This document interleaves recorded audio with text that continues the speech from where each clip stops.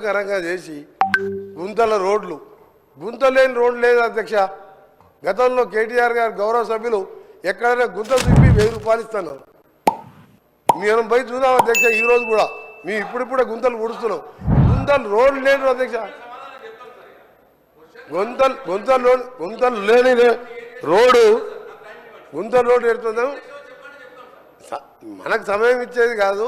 రాష్ట్ర ప్రజలందరూ రోడ్ల మీద తిరుగుతున్నాం. సభ ద్వారా వాళ్ళు వింటున్నారు.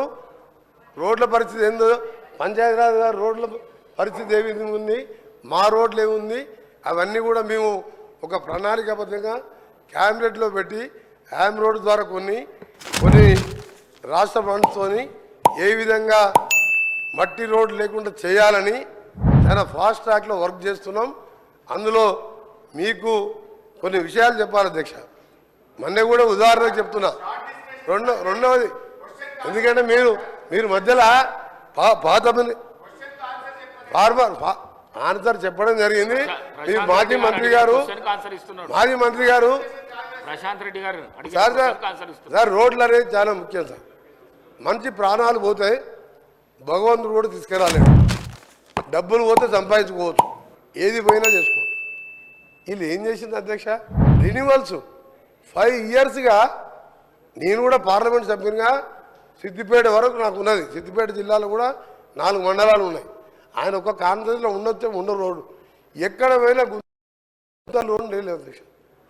5 ఏళ్లలో విధ్వంసం చేసి ఈరోజు ఆ బాధ్యత మేము తీసుకొని ఒకవైపు కేంద్ర ప్రభుత్వం దగ్గర ఎప్పటికప్పుడు చేస్తూ అంతేందుకు అధ్యక్ష,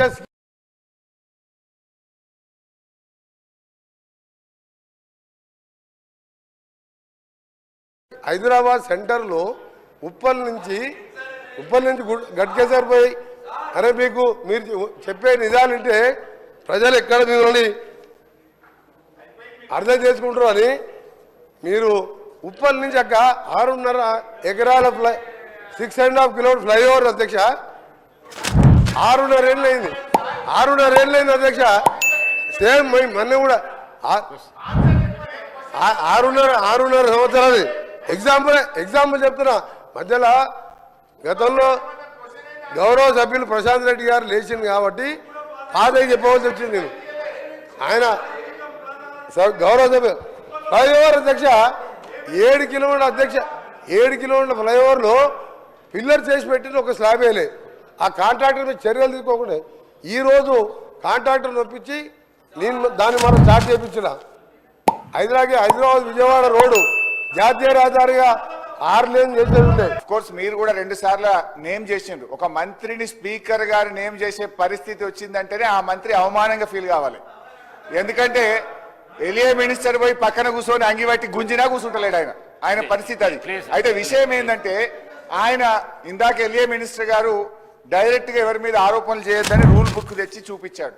ఇప్పుడు మంత్రి గారు లేచి కాళేశ్వరం కమిషన్ హరీష్ రావు అని చెప్పి మరి నా మీద ఆరోపణలు చేసిండు కదా. శుద్ధులు నాకే చెప్పడం కాదు, శుద్ధులు అందరికీ చెప్పడం కూడా శ్రీధర్ బాబు గారు నేర్చుకోవాలి. ఇప్పుడు ఆ విషయం కూడా మంత్రి గారు నా మీద చేసిన ఆరోపణల మీద చర్చ పెట్టండి, ఆన్సర్ ఇస్తా. మరి ఆయన వెంకటరెడ్డి గారి కమిషన్ లిస్టు చదవమంటే నేను చదువుతా. కాకపోతే నాకు విజ్ఞత ఉంది, నోటీస్ ఇచ్చి చదువుతా. దయచేసి వారు మాట్లాడినటువంటి అన్ని వ్యాఖ్యలు, ప్రశ్నకు సంబంధం లేని వ్యాఖ్యలన్నీ కూడా సభ రికార్డుల నుంచి తొలగించాలని మీ ద్వారా కోరుతున్నా. శ్రీధర్ బాబు గారు మా గురించే లేచి చెప్పడం కాదు, మీ మంత్రులు మీ సభ్యులు తప్పు చేసినప్పుడు కూడా మీరు లేచి చెప్పడం మీ బాధ్యత.